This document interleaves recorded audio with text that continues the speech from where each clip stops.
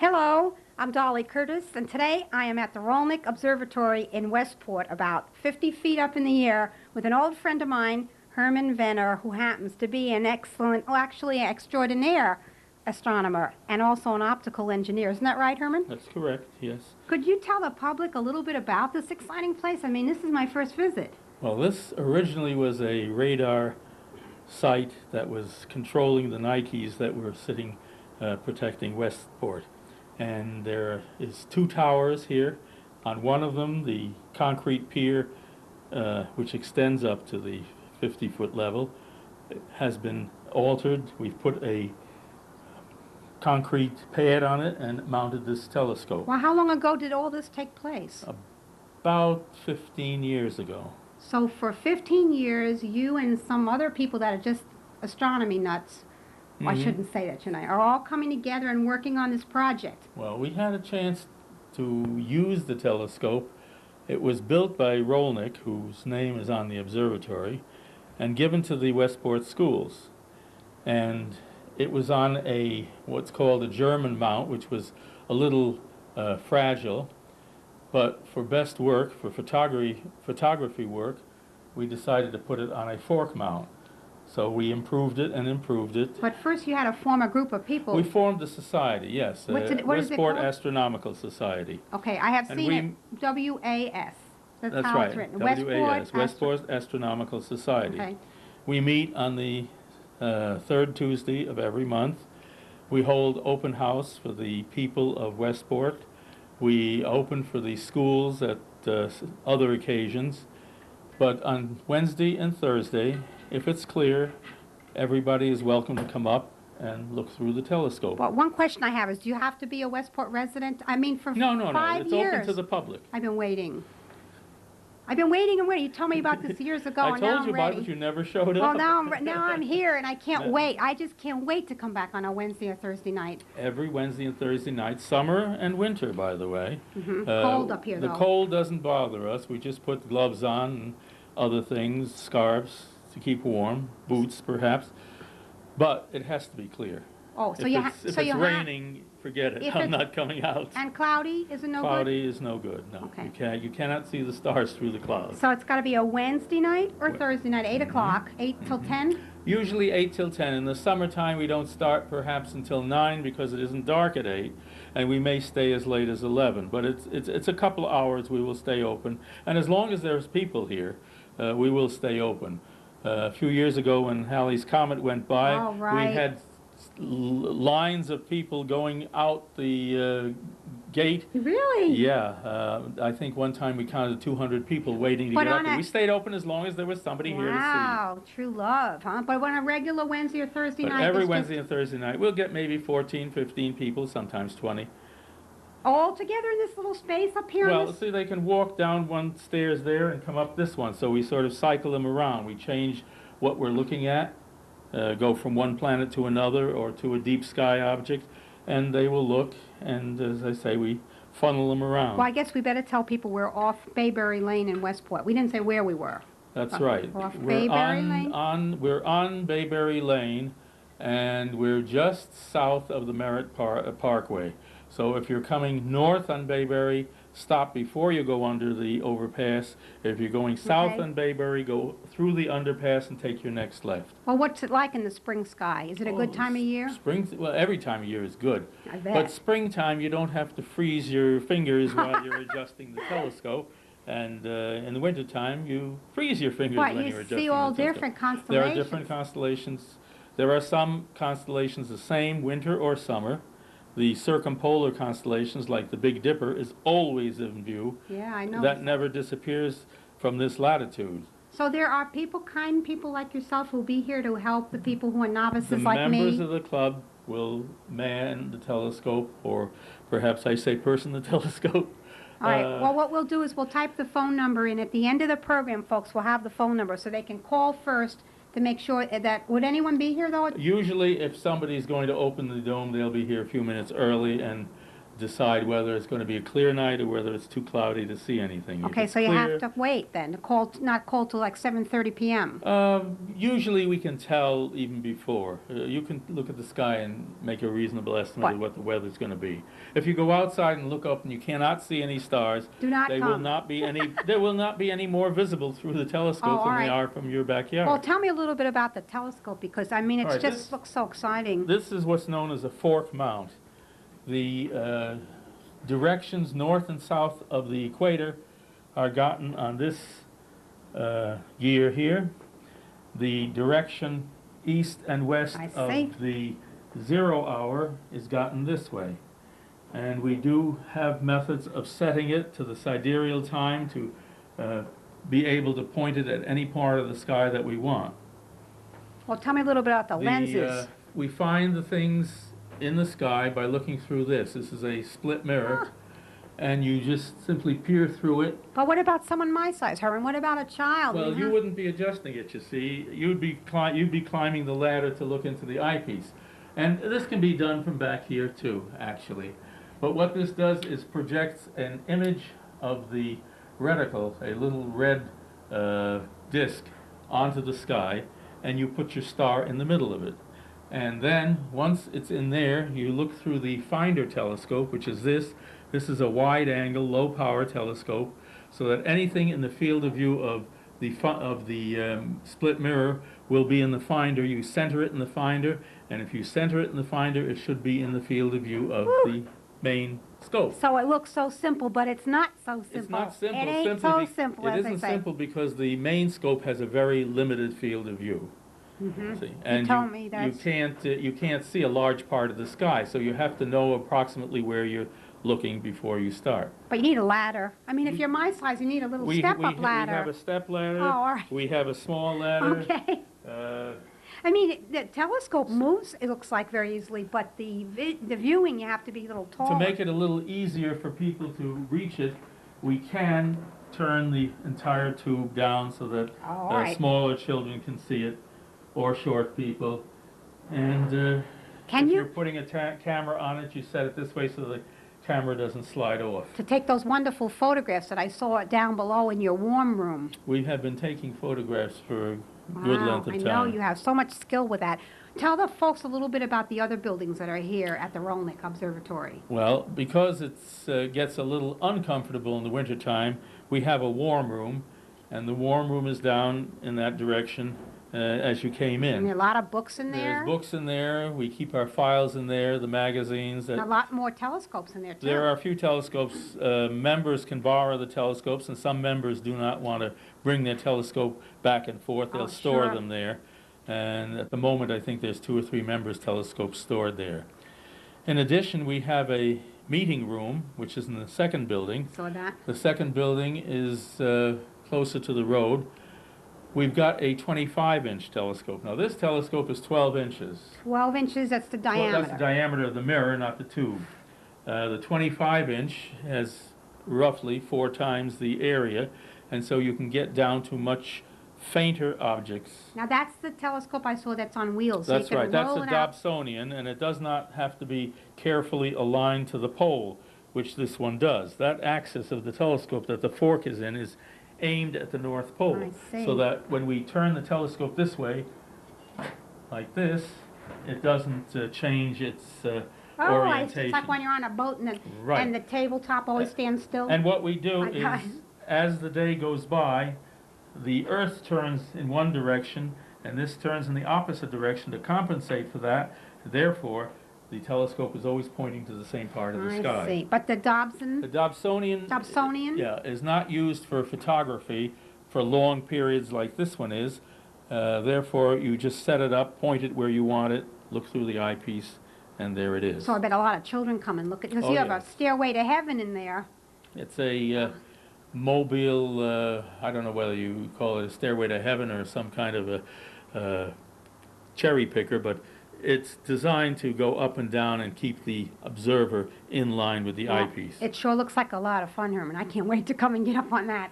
Come on a Wednesday or Thursday. Will they, on a Wednesday or Thursday night, put that outside in the good that's- weather? We have 3 people out, or 3 or 4, Two of them will be up here running this telescope, two of them downstairs running the other Oh, one. so a lot of people actively here to help then. Oh yes, every week we have 4 on Wednesday, You know, four different people on Thursday. I didn't know this was Astronomy Week, but it is. I mean, I just was waiting and waiting to come and, talk to you about the Well, observatory. we do that once a year. We have a Special day? special day, astronomy Always day. a Saturday? Usually, because Mhm. that's when the public can get away and come. And we'll have special things going on.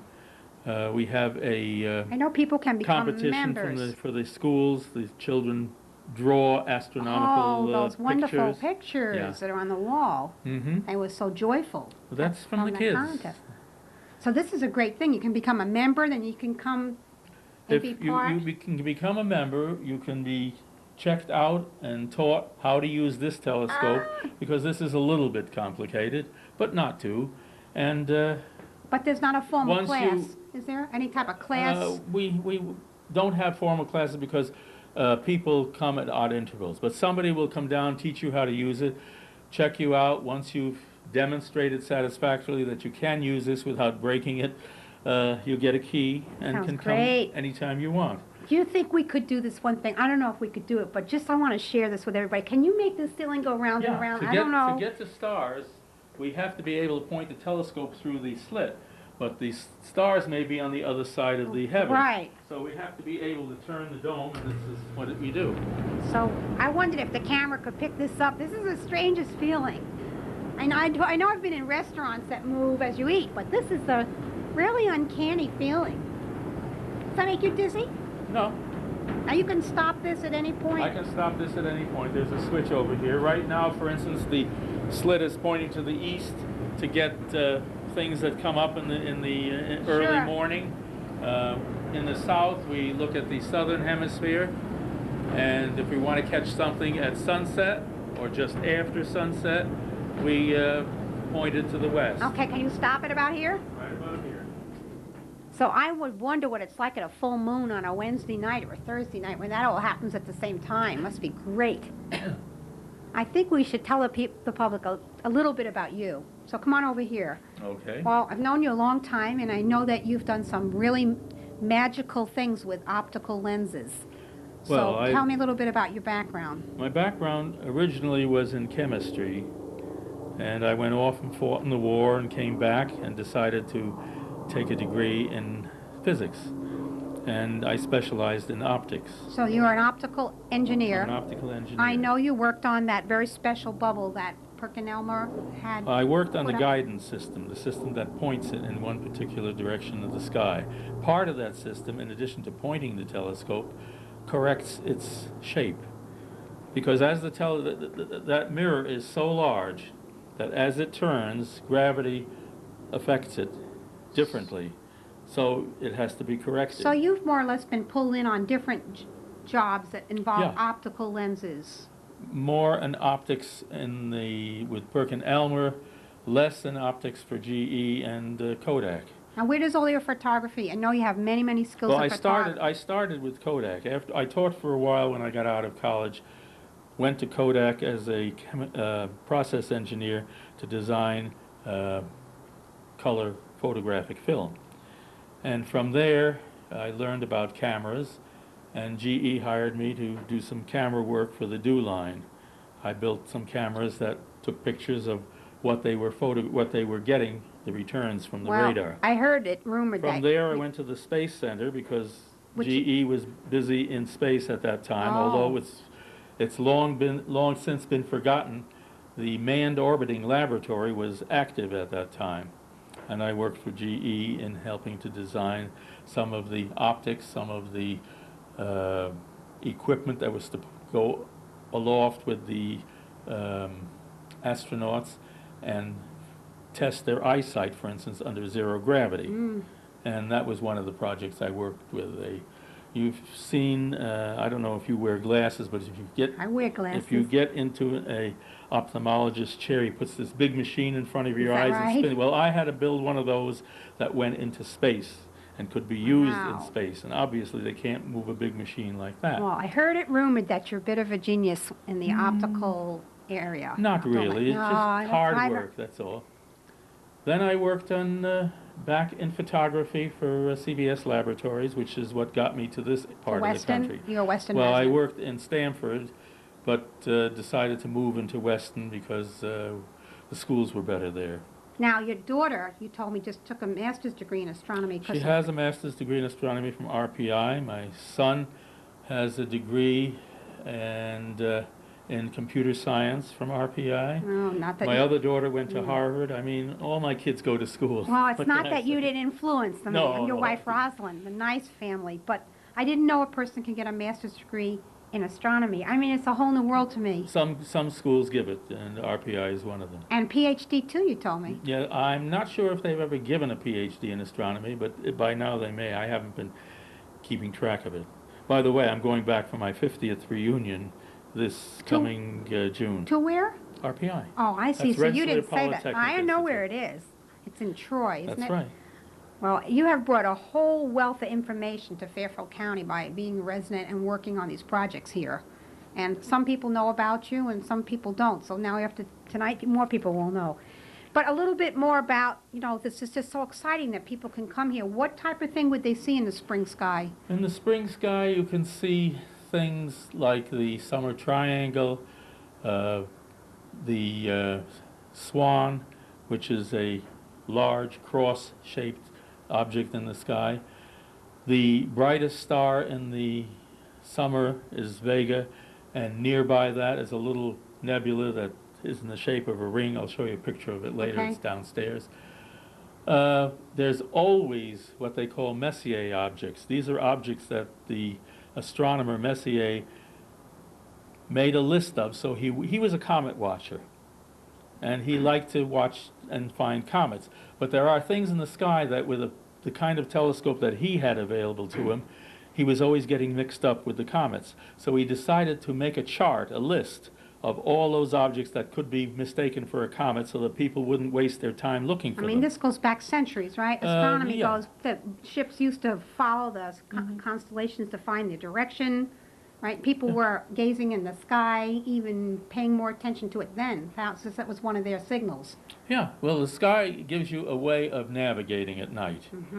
And because the pole star is always there. But if you live in a city, there's all these lights that sort of obliterate you the go up sky. on a high roof, you can see, You usually. know what I'm saying? When you're driving, when you come near, you see Bridgeport, it's all orange. There's all Yeah. this light that sort of hazes. So I come to Weston and I look up and there's the sky. It's still there. And Mr. Rolnick is still alive somewhere, yes, I he's, read. I think he lives in Ridgefield. if And I'm not he is the mistaken. person that donated the first. He started this whole thing. So that's He wonderful. gave the We'll have to- telescope to the school because he wasn't going to use it as much as he thought they might use it. That's nice. It was generous and got this whole wonderful thing started. The telescope sat for a while in a closet until Fred Bump, who was a teacher at the school, noticed it and says, why don't we form a society and use it? And that started it. Okay. It always takes somebody, gets a brilliant idea and goes to a brilliant guy like you. Now, tell me a little bit about those fabulous photographs that you've taken over Well, the years. the photographs are taken. And how do you do that? There's two ways. A large area photograph, you put the camera up here where you might call it piggybacking, and take a picture while the telescope runs. The telescope will always point to the same part of the sky, so therefore your stars will be It's like a big tripod. pinpoints. I mean, it's This is big actually tripod. being a big tripod, yeah. But it follows the stars, you see. You don't have to guide or anything. The telescope will follow the stars What satisfactorily. type of film you have to use, though, if you're going to come here and I take would pictures? use fast. 1,000 speed? No, More? you don't need that because it follows. You can take long exposures and guide with this baby here. Now, what you do with this is when you put your camera on the telescope, you look through here, you find a star, and you keep the star on the crosshairs. This eyepiece has a little crosshair in it. So all those So when you beautiful look through it, you can pictures- see you can Oh, see you the can star in it. You center the star center in the it. crosshairs and you keep it there.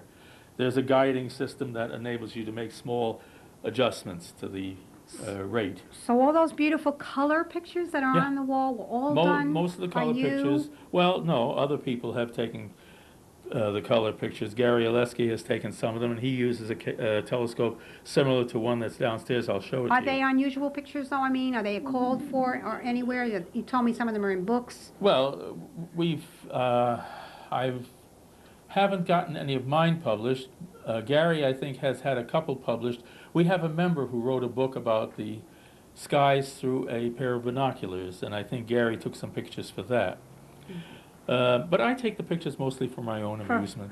For your own Now, amusement. the other way you can take a picture is to hang your camera on here. As you can see, this thing is pretty heavy. You may touch it and move it, but it So goes you just back. drop your camera off of here down to there? No, you put the camera into here. You make it, there's an adjustment, a gadget that fits on the camera, locks into here, and the camera will sit here. So not only can you come here, folks, on a Wednesday night, on a clear night, and a Thursday night, and see the skies and the heavens, but you can bring your camera and have some more fun. Or maybe you can come one time and get familiar with Or you everything. can get somebody to open it up special for you. If a member is free and you want to take pictures, call up and see if it can be arranged. So on your birthday, if you want to see the skies on the birth date celebration, you could come here. Somebody might if you called ahead of time. I think so. We do, All right, we do arrange for school classes to come up at other intervals than on public nights. Well, I'll be sure to type the phone number at the end of the program, so people, if they watch to the end, they'll find out how they can call. Otherwise, they can just call the Rolnick Observatory. And if anything special comes up, you'll sometimes see notices in the newspaper that there's a new comet. All right, you read. If it's here and if we can see it from this latitude, as if it's not too far south, we'll find it. But there was something real next public special night. just recently, a couple of weeks ago. There was something. There was a occultation of Venus, but that occurred during the daytime, and I think I'm the only person in Westport that saw it, because to see an occultation of Venus in the daytime, you have to have a big telescope, and I'm the only one that was up here at that time. But there was something else though, that happened during this past year in the wintertime. Something else wonderful. There's always, whenever there's a meteor shower, we will set cameras up on the pad outside, and people will sit and watch meteors. And you don't need to have a telescope for that. You just have a comfortable chair, rack back, look at the sky, and if you see a falling star, which is what a meteor is, you just call it out and record it on a tape recorder, and then you can time it. There's a certain season for that, isn't there? There are meteor showers all through the year. There's some in January, some in December, some in August. Some of the bigger showers are in August, you see. Yeah, I knew. I thought there was one time a year, and that's a good time of year for around here to be outside in a beach chair looking up Yeah, at the sky.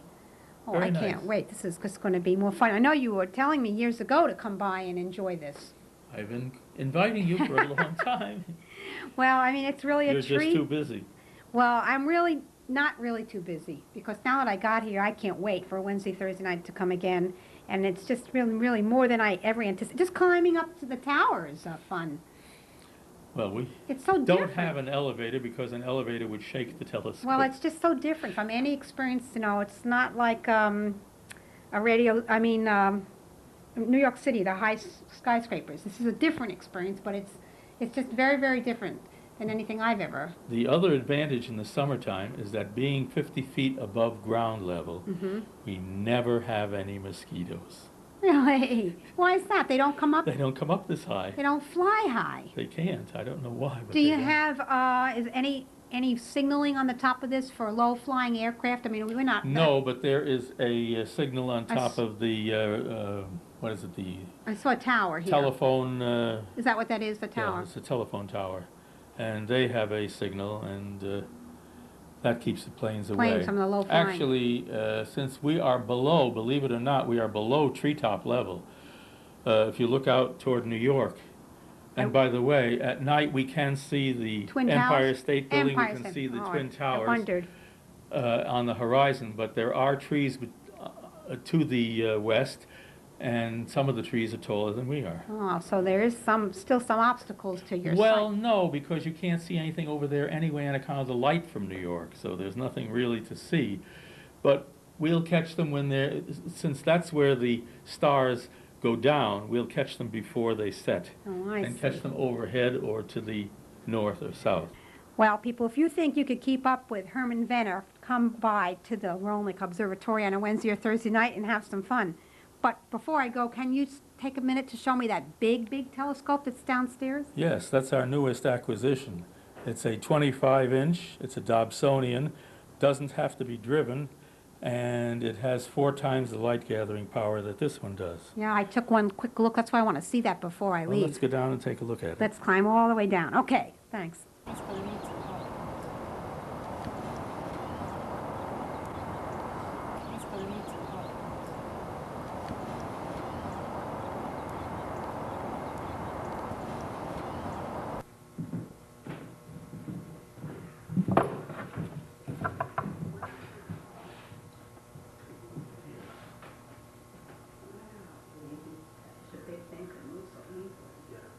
Very well done.